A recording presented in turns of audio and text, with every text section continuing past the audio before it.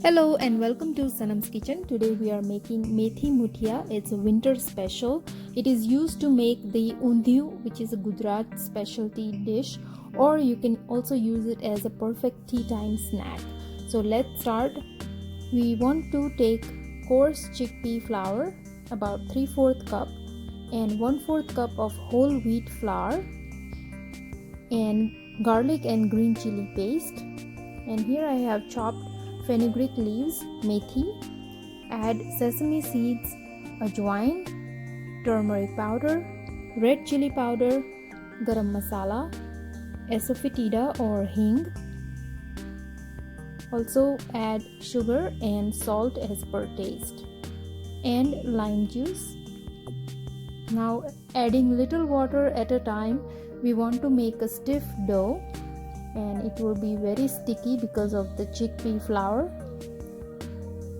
So the dough is ready. Now I'm going to apply some oil and let it rest for 10 minutes.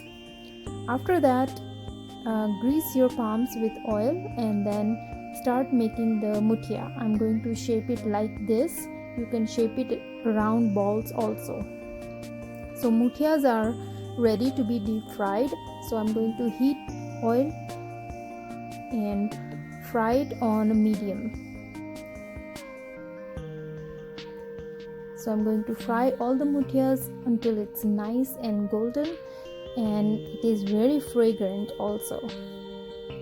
So look how beautiful it looks, and it is ready to be used in Undhiyu, or you can use it as a tea time snack. So I hope you enjoyed this recipe. Please try it today. Let me know in the comment box below, and don't forget to subscribe my channel and like the video, and I'll see you next time with another simple recipe. And you can also watch all my recipes in Hindi. Just click on the green icon on your screen. Thank you for watching. Bye bye.